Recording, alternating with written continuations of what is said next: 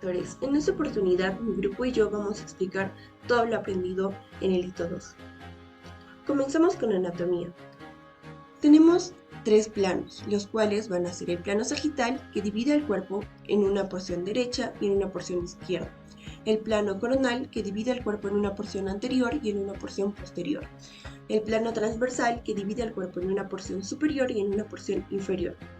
Ahora pasamos con los huesos. Los huesos se clasifican de 3 formas. Los huesos largos, donde predomina su longitud por sobre su ancho y su espesor. Un ejemplo es el húmero. Un hueso plano, donde predomina su longitud y su ancho por sobre su espesor. Un ejemplo, la escápula. Y los huesos cortos, donde no predomina ninguna de esas dimensiones. El miembro superior está formado por la cintura escapular, esta conformada por la clavícula y la escápula. El húmero va a estar formando parte del brazo. El radio y el cúbito van a estar formando parte del esqueleto del antebrazo. El carpo, los metacarpianos y las falanges van a estar formando parte del esqueleto de la mano. Ahora pasamos con las articulaciones. Estas se dividen en 3, según su grado de movilidad. Las articulaciones móviles van a ser las diartrosis, las articulaciones inmóviles, la sinartrosis y las articulaciones semimóviles, las anfiartrosis. Seguimos con los músculos. Estos se van a estudiar según en la región en la que se encuentran. Es así que vamos a tener a los músculos del hombro, músculos del brazo, músculos del antebrazo y músculos de la mano. Los músculos del hombro, también en general todos los músculos, se van a estudiar según tipos y planos. Vamos a tomar por ejemplo los músculos del hombro, los cuales van a tener un anterior, un posterior, un lateral y un punterio. En el grupo anterior se va a dividir según 2 planos. El plano profundo, ¿qué es un plano profundo? Son aquellos músculos que van a estar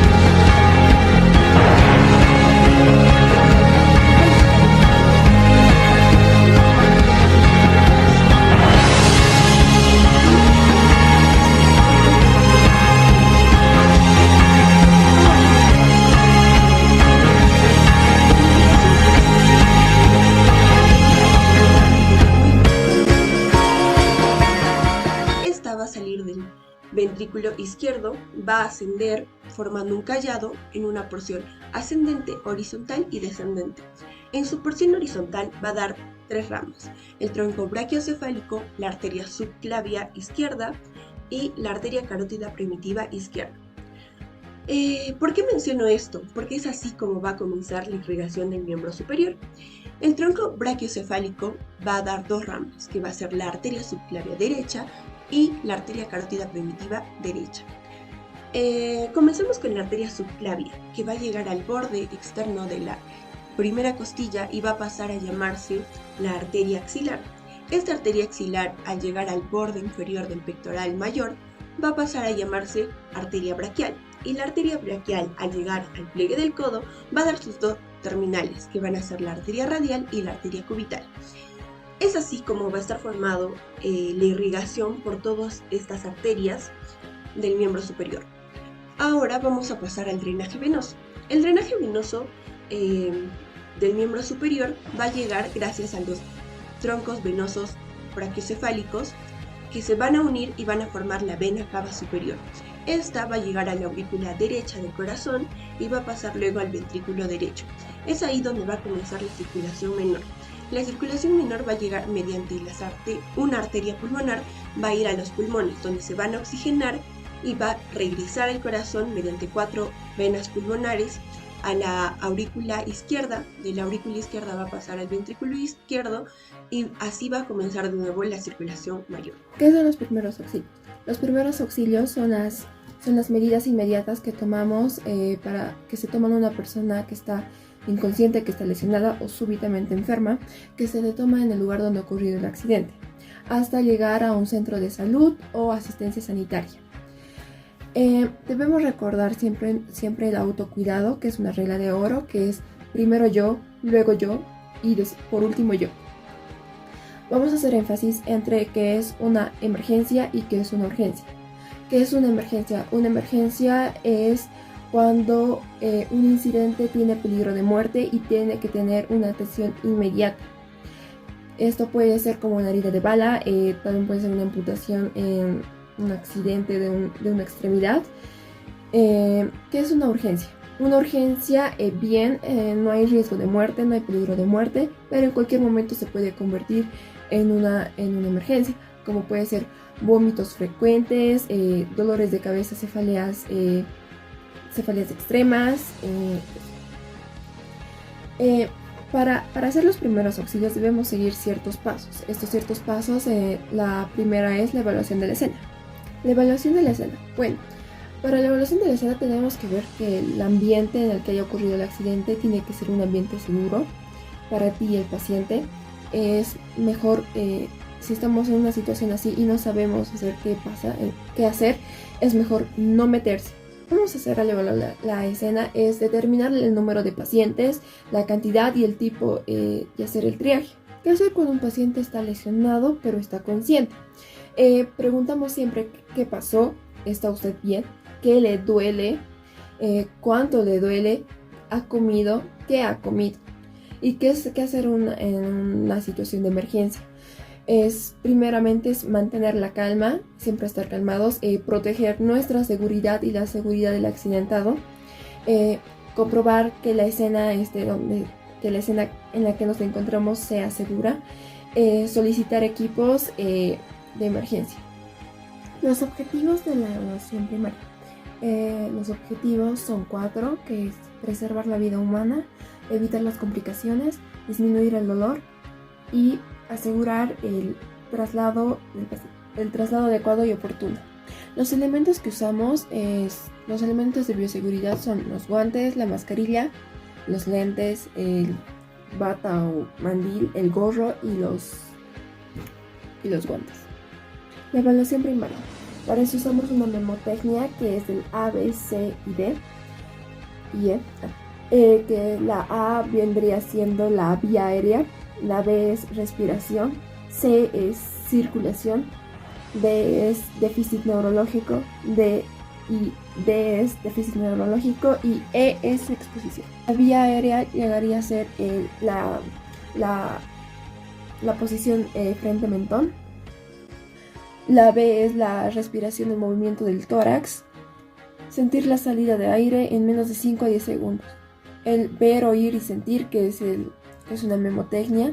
La evaluación secundaria se basa en la identificación de lesiones realizada desde la cabeza a la punta de los pies, el control de signos vitales y la entrevista dirigida. Cuando un paciente está consciente, primero es la evaluación, hacemos la presentación personal, que diga su nombre, se identifique, en qué podemos ayudar. Bien, cuando una persona no está consciente, se realizan tres métodos, que es la posición lateral de seguridad, la posición elevación de frente mentón y la elevación del mentón. Muy buenos días, yo voy a hablar de embriología. ¿Qué es embriología? Es la ciencia que estudia los cambios estructurales, fisiológicos y los comportamientos de desarrollo desde la fecundación hasta el nacimiento, o más bien conocido como la ciencia del desarrollo. Empezamos con gametogénesis. ¿Qué es gametogénesis? Es la conversión de células germinativas primordiales en gametos masculino y femenino. Tenemos dos que se dividen en dos, o sea, la gametogénesis se divide en dos: espermatogénesis y ovogénesis. Espermatogénesis. Empezamos con una espermatogonia diploide de 46 cromosomas, la cual pasa por la mitosis, el cual replica su ADN, obteniendo el espermatocito primario de 46 cromosomas. Pasa por la meiosis, dándonos como resultado los espermatocitos secundarios, de igual manera con 46 cromosomas cada uno. Luego pasan por la segunda meiosis, dándonos como resultado espermátides, pero ya son células haploides. ¿Qué nos quiere decir? Que reducen su número de cromosomas, siendo como cada espermatide tiene 23 cromosomas. Luego vamos a la última fase de la espermatogénesis, que es la espermiogénesis, que nos dice que gracias a la espermiogénesis de espermátides pasan a ser espermatozoides maduros, pero no tienen la capacidad de fecundar. Vámonos a ovogénesis. Ovogénesis, de tal manera, nos da una ovogonia de 46 cromosomas, pasa por la mitosis y nos da un ovocito primario de 46 cromosomas. Este ovocito primario espera hasta el primer ciclo menstrual de la mujer. Para una vez llegue, empieza la meiosis. La meiosis primaria. El ovocito primario da como resultado el ovocito secundario y el primer cuerpo polar, ambos células diploides. El ovocito primario pasa por la meiosis secundaria, dándonos como resultado dos cuerpos polares haploides, de tal manera de 23 cromosomas cada uno. Y mientras el ovocito secundario, pasando por la meiosis secundaria, nos da como resultado el ovocito maduro y el segundo cuerpo polar, ambos células haploides. Ya, tienen sus diferencias y sus igualdades. Vámonos con diferencias. En ambos la continuidad es diferente, ya que en la espermatogénesis esto es muy continuo desde la pubertad hasta que el hombre fallece, mientras en la ovogénesis no es continuo para cada vez que la mujer llega a su ciclo menstrual. Duración. Este dura toda la vida, desde que el hombre llega a la pubertad, mientras que la ovogénesis desde la pubertad dura hasta la menopausia. Y nos da también otra diferencia de los gametos resultantes. Nos da 4 espermatozoides la espermatogénesis, y la ovogénesis nos da solo un ovocito maduro. Igualdades. Ambos se llevan las gónadas. En ambos hay reducción cromosómica, y en ambos nos dan como resultado células haploides. Eso sería gametogénesis. Muy buenos días. Yo voy a hablar de la primera semana de desarrollo, de la fecundación a la implantación. Nos dice que en cada ciclo ovárico que comienza en la pubertad es llevado a cabo en el hipotálamo, se libera la hormona gonadotropina, que esta actúa en la adenohipófisis. Nos dice que de cada 15 a 20 ovocitos que van creciendo, pues solo uno llega a la madurez plena, que esta es liberado en cada ovulación, la cual es liberada con dos capas de células, que se las conoce como la primera capa de zona pelúcida y la segunda capa como corona radial. Una vez que el espermatozoide empieza su trayecto, tiene que capacitarse a nivel del istmo. ¿Qué consiste? Su capacitación consiste en la vigorosidad que tenga el espermatozoide. Una vez ya esté capacitado, comienza con las 3 fases de la fecundación, la cual comienza con la primera fase, que es la penetración de la corona radial. Es donde el espermatozoide libera enzimas para avanzar. Tenemos la segunda fase, que es la penetración de la zona pelúcida, donde tiene sus 3 objetivos. Evita la polispermia, reacción de zona y reconocimiento de especie. Una vez llegado a la tercera fase, que es la fusión de membranas celulares, es donde se unen el espermatozoide y el ovocito, formando así un cigoto. Como resultado de la fecundación, pues se completa la carga cromosómica, volviendo a tener 46 cromosomas. Se define el sexo cromosómico, dependiendo qué tipo de sexo lleve el espermatozoide, y se completa la meiosis secundaria del ovocito. También se inicia la segmentación del cigoto. Nos dice que cuando ya empieza la segmentación, se convierte en blastómera, que está cubierto, sigue por la zona pelúcida. A partir del tercer día, que sigue siendo blastómera, pasa a ser mórula, que son pequeñas células unidas como una mora. Y a partir de ahí va dividiéndose, convirtiéndose así en blastocisto, la cual está conformada por las células que lo rodean. Es el trofoblasto, que próximamente serán la placenta. Las células de adentro, que es el embrioblasto, se convertirá aproximadamente en el embrión. Y el espacio que hay entre estos dos es el blastocele. En la implantación, al quinto día de implantación, el blastocisto se implanta en la pared del cuello uterino, ya sea posterior o anterior. Cabe recalcar que la fecundación dura de 20 a 24 horas. En este capítulo observaremos lo que es la segunda semana del desarrollo embrionario.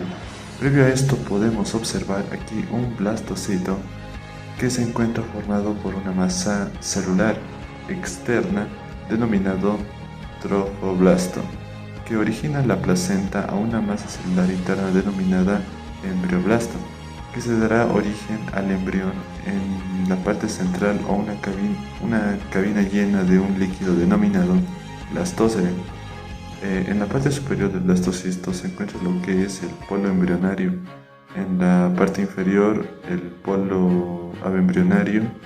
Dicho esto, este blastocito se encuentra aproximadamente entre el día 6 y 7 de lo que es la etapa de la implantación, que se da cuando el blastocisto se adhiere a la mucosa endometrial, y por inducción de esta las células de trofoblasto del polo embrionario se diferencian en 2 tipos celulares que se disponen en capas, que lo veremos enseguida.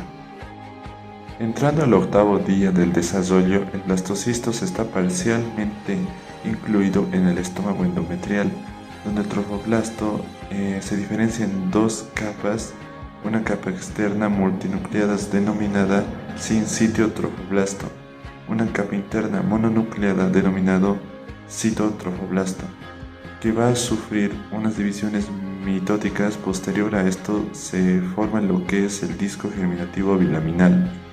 Cuando las células del embrioblasto se diferencian en epiblasto e hipoblasto, posterior a eso los amnioblastos se forman para formar una membrana delgada llamando amnios, que derivan de los epiblastos.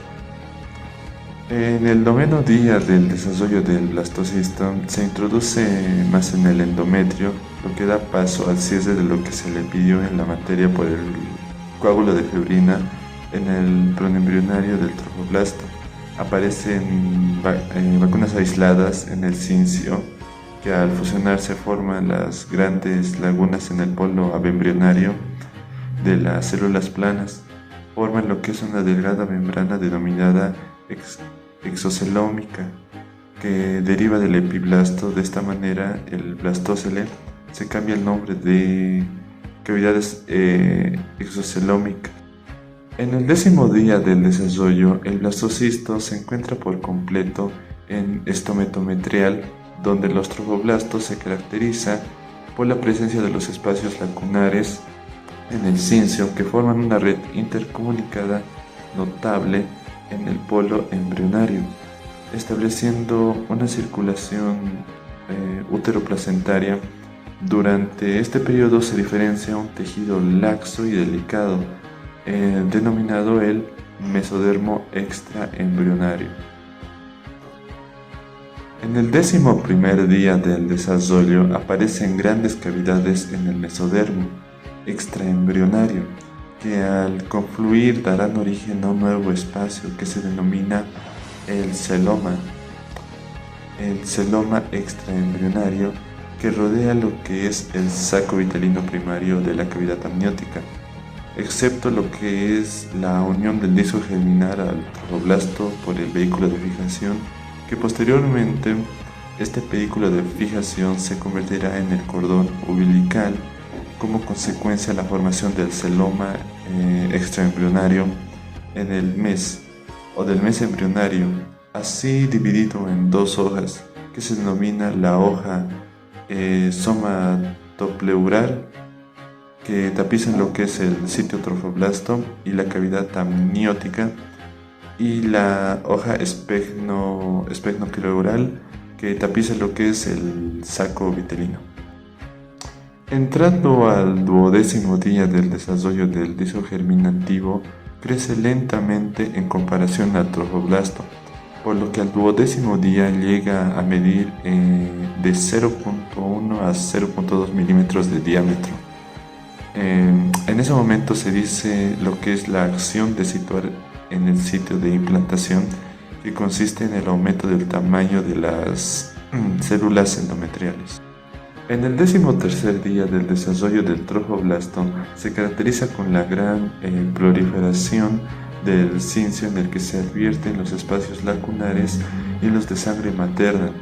Las células del sitio trofoblasto proliferan en numerosos puntos que penetran ejercicio en forma de columnas denominadas medios finales primarios.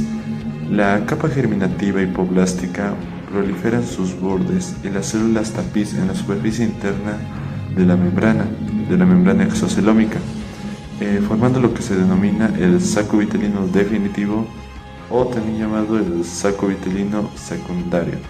Durante la formación quedan separados en porciones la cavidad exocelómica de la xiloma extraembrionaria, denominándose quiste cisoxelómico.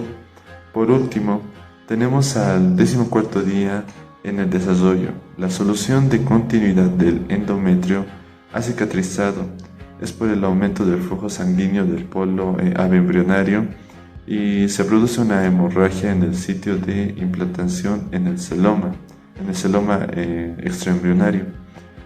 Se dilata y forma una gran cavidad denominada la cavidad coriónica, que está formada por el citocitofoblasto, el citotrofoblasto y el mesodermo extraembrionario. Membrana celular. La membrana celular tiene como función regular la entrada y salida de moléculas entre el citoplasma, en este caso, y el medio externo.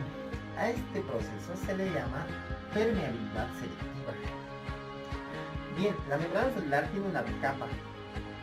En la bicapa podemos encontrar a los fosfolípidos, y en la parte de la cabeza del fosfolípido tenemos un fosfato con carga negativa. Se le denomina hidrofílica. Hidrofílica significa que tiene afinidad con el agua. En la parte de la cola del fosfolípido tenemos a los ácidos grasos, que son considerados lipofílicos. Al decir que son lipofílicos se deduce que son hidrofóbicos, que no tienen afinidad con el agua. Los fosfolípidos también tienen un esqueleto formado por glicerol. Bien, la membrana celular Como ya he mencionado antes, la membrana celular es semipermeable, es decir, que va a permitir el acceso de moléculas según el tamaño, la polaridad y la carga de la molécula. Las moléculas pequeñas, como por ejemplo el oxígeno y el dióxido de carbono, van a poder ingresar a través de la membrana celular porque son moléculas sumamente pequeñas. Ahora, en el caso de las moléculas pequeñas polares, como por ejemplo el agua, van a ingresar a través de la membrana celular escurriendo a través de las paredes. Este es un proceso tárdivo. Y en las moléculas grandes apolares, como por ejemplo el retinol, también conocido como vitamina tipo A1, va a ingresar a través de la membrana celular, pero este va a ser un proceso sumamente tardío, ya que se trata de una molécula grande.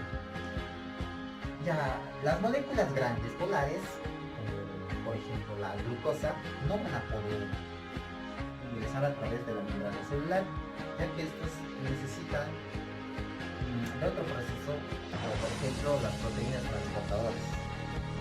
Los iones altamente polares, como por ejemplo el sodio, el potasio y el cloro, no van a poder ingresar a través de la membrana celular, debido a su carga. Entonces, otro compuesto que tenemos en la membrana celular es el colesterol.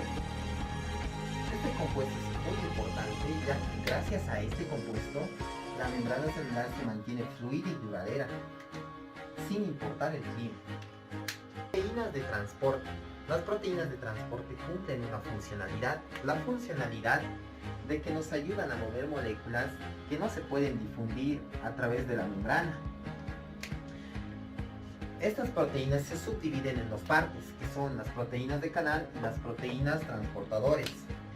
Un claro ejemplo de las proteínas de canal es el canal de aquaporina, donde se abre para que ingrese una molécula de agua y posteriormente se cierre.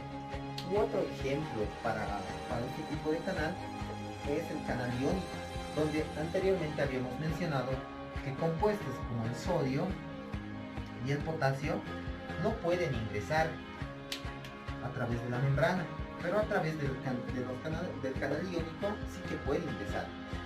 Bien, las proteínas transportadores. Las proteínas transportadores, un claro ejemplo de ello es el GLUT4, donde consiste en que la proteína se abre una compuerta superior para captar una molécula de glucosa y posteriormente, llegado a un punto, cierre las compuertas de arriba y abra las compuertas de abajo, liberando así la glucosa dentro de la célula. Una vez realizado este procedimiento, la proteína de transporte vuelve a su estado inicial, donde espera nuevamente captar otra molécula de glucosa. Con histología vamos a hablar del retículo endoplasmático rugoso. El retículo endoplasmático rugoso es una serie de túbulos que van hacia el núcleo y están aplanados. Esta especie de túbulos están unidos, se podría decir anastomasados. También se puede destacar los puntitos rojos que podrían ser los ribosomas. Los ribosomas, que el retículo endoplasmático rugoso está tachonado de estos ribosomas. Y ahora, el retículo endoplasmático rugoso tiene una membrana que se continúa con la membrana nuclear externa. Y también tiene un lumen o espacio o luz que se continúa con el espacio perinuclear del núcleo. Y ahora hablaremos de su función. ¿Cuál es la función principal del retículo endoplasmático rugoso? Su función, como lo tengo aquí, es la síntesis de proteínas, junto con la ayuda de los ribosomas. Y ahora, el retículo endoplasmático rugoso va a tener un acoplamiento, una unión con los ribosomas mediante diferentes proteínas, como la proteína de acoplamiento, la receptora de ribosomas y la proteína de poro. Después, el retículo endoplasmático rugoso mantiene esta estructura por diferentes proteínas, como las proteínas reticulones, las sinectinas y las atlastinas.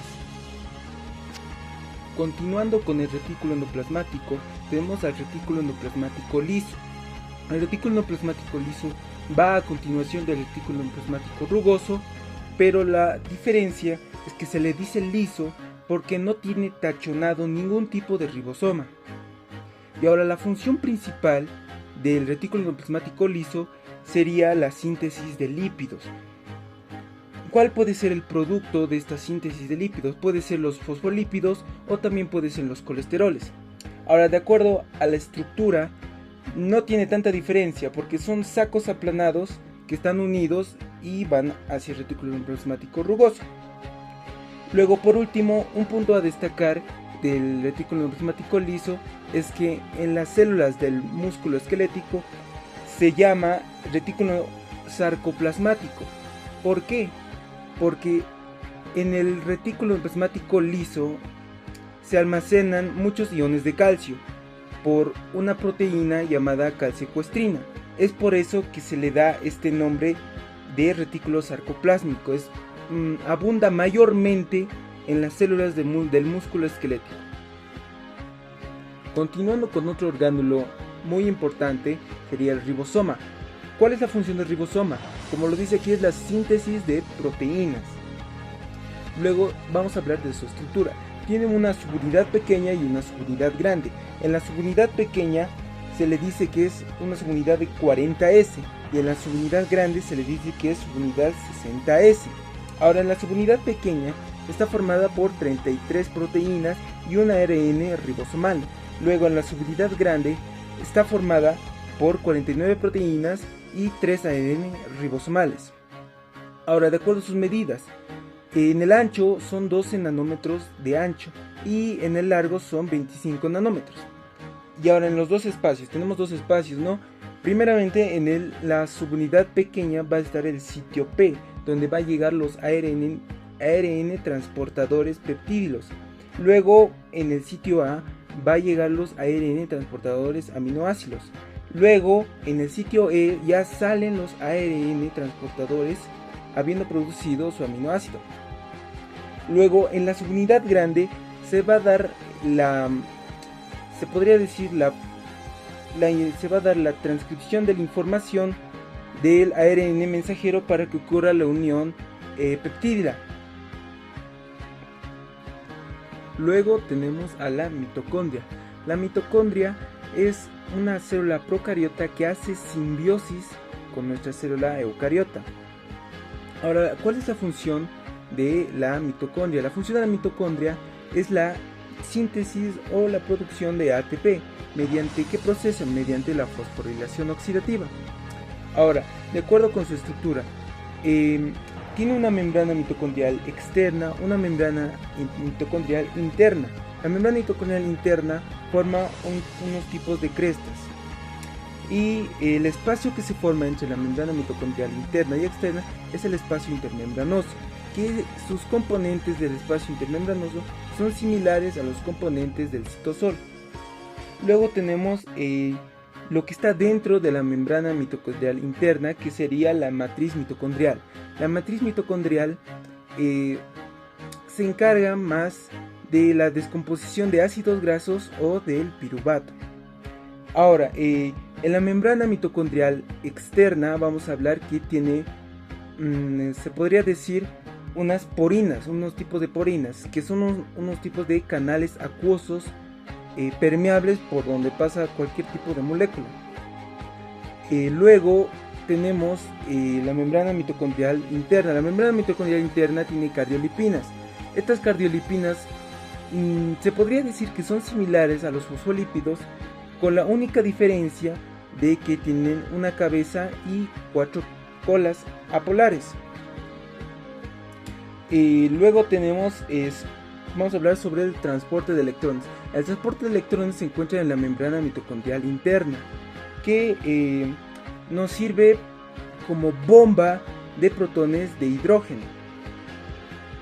Parte del transporte de electrones está el complejo citocromo BC1, el complejo citocromo oxidasa y el complejo NASH hidrogenasa. Otro punto a destacar sería las medidas de la mitocondria.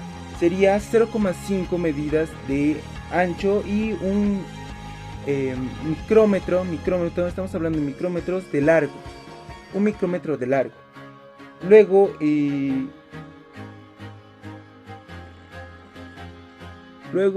como último punto a destacar serían unos tipos de medios, que sería la translocasa de la membrana mitocondrial externa y la translocasa de la membrana mitocondrial interna.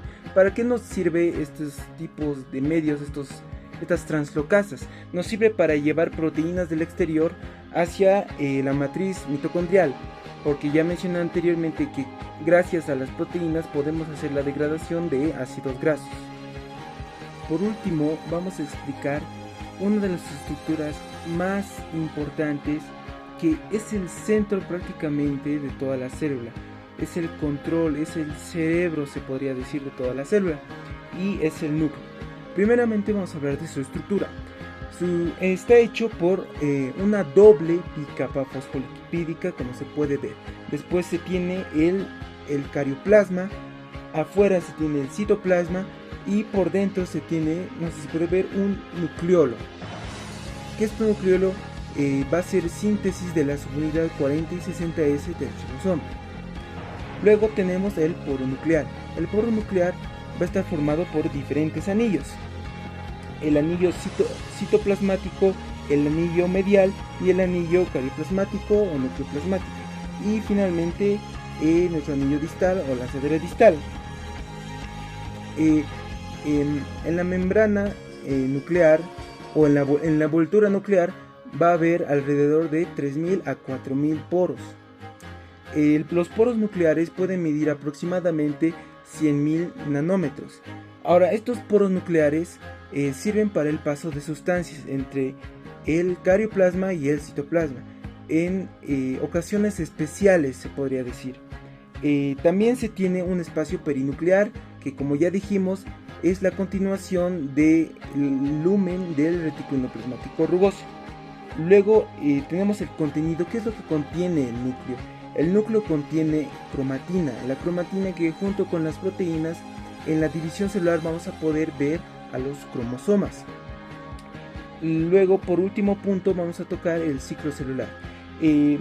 Nuestro núcleo, mediante ciclo celular, nos ayuda a prepararnos para el proceso de mitosis y meiosis, que meiosis es la división celular de las células sexuales y la mitosis el del resto de las células. Eso sería todo en parte de histología. Por último, vamos a explicar una de las estructuras más importantes, que es el centro prácticamente de toda la célula. Es el control, es el cerebro, se podría decir, de todas las células, y es el núcleo. Primeramente vamos a hablar de su estructura. Está hecho por una doble bicapa fosfolipídica, como se puede ver. Después se tiene el carioplasma, afuera se tiene el citoplasma y por dentro se tiene, no sé si puede ver, un nucleolo. Que este nucleolo va a ser síntesis de la subunidad 40 y 60S del ribosoma.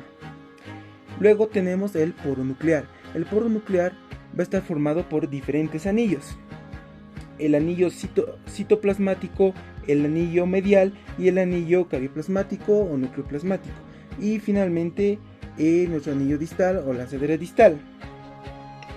En la membrana nuclear o en la envoltura nuclear va a haber alrededor de 3000 a 4000 poros. Los poros nucleares pueden medir aproximadamente 100.000 nanómetros. Ahora, estos poros nucleares sirven para el paso de sustancias entre el carioplasma y el citoplasma en ocasiones especiales, se podría decir. También se tiene un espacio perinuclear, que, como ya dijimos, es la continuación del lumen del retículo endoplasmático rugoso. Luego tenemos el contenido. ¿Qué es lo que contiene el núcleo? El núcleo contiene cromatina, la cromatina que, junto con las proteínas, en la división celular vamos a poder ver a los cromosomas. Luego, por último punto, vamos a tocar el ciclo celular. Nuestro núcleo, mediante ciclo celular, nos ayuda a prepararnos para el proceso de mitosis y meiosis, que meiosis es la división celular de las células sexuales y la mitosis el del resto de las células. Eso sería todo en parte de histología.